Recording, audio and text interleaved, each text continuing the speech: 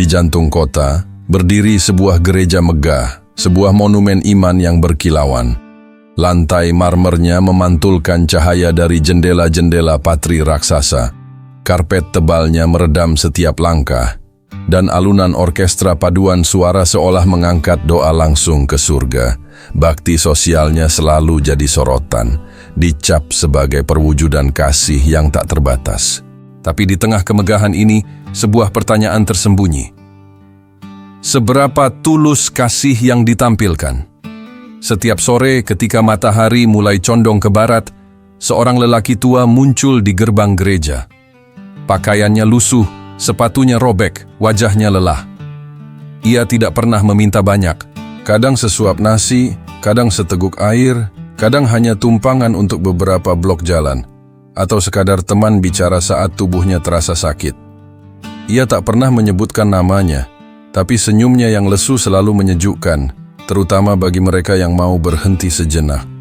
"Maaf mengganggu," sapanya dengan suara lirih. "Bolehkah saya duduk sebentar? Hanya butuh tempat untuk beristirahat." Beberapa jemaat yang lalu lalang memberinya sekotak makanan atau selembar uang.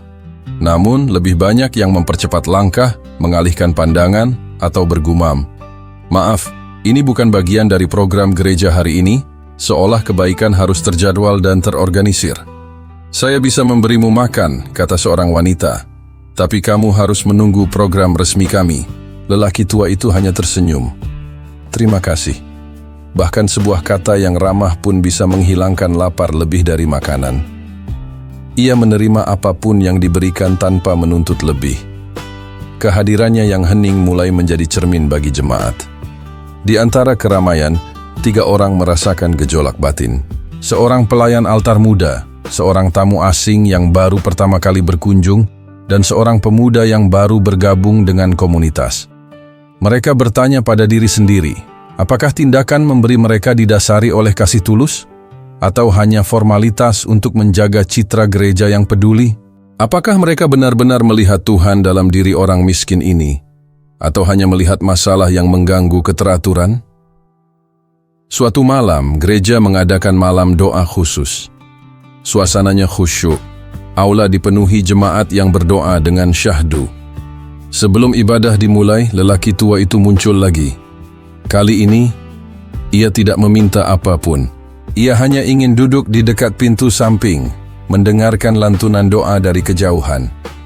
Seorang gembala jemaat yang selama ini mengamati dari jauh, akhirnya tak tahan.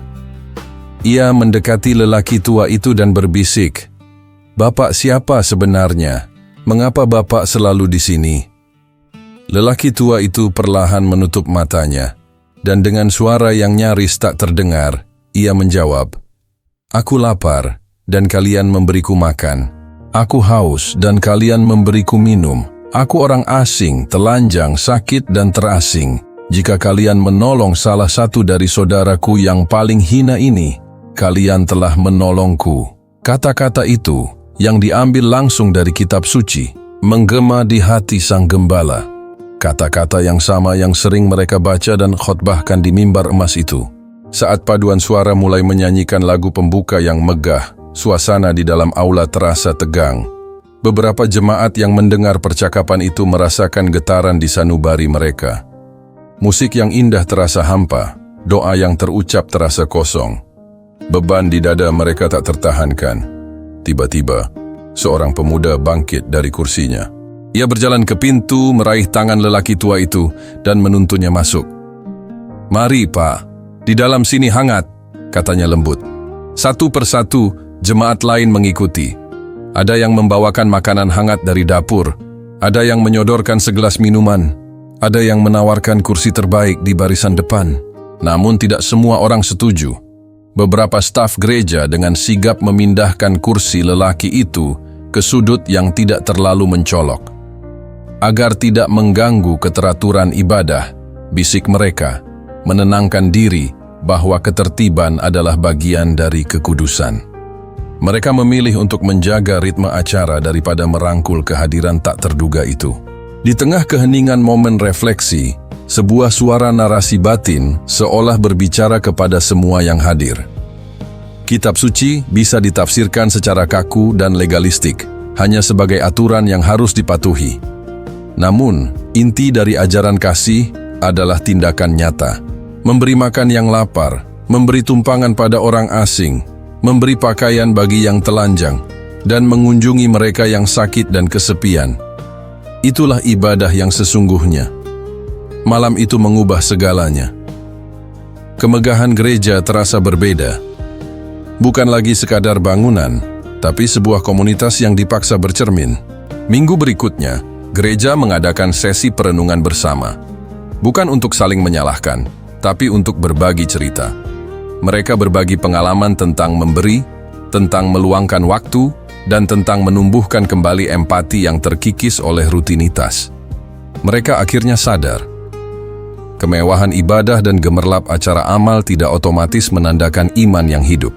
Iman yang hidup terlihat dari cara mereka membuka pintu hati bagi sesama, terutama bagi mereka yang paling rapuh dan tak terlihat.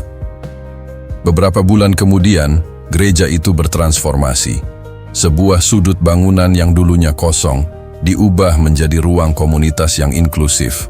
Ada tempat penampungan sementara bagi mereka yang tak punya rumah, program bantuan pangan yang buka setiap hari, dan jadwal kunjungan rutin ke panti asuhan dan rumah sakit. Aula emas itu kini tak hanya bersinar karena marmer dan lampu kristal, tapi karena kehangatan kasih yang nyata.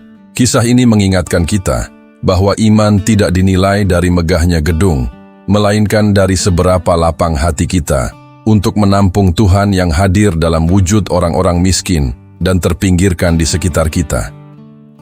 Karena terkadang, ujian iman terbesar tidak datang dalam badai, tapi dalam ketukan lirih di pintu gerbang kita. Terima kasih sudah menyimak cerita ini. Jika kamu merasa terinspirasi, jangan lupa untuk like, share, dan subscribe channel ini agar kita bisa terus berbagi cerita yang menguatkan. Sampai jumpa di video berikutnya.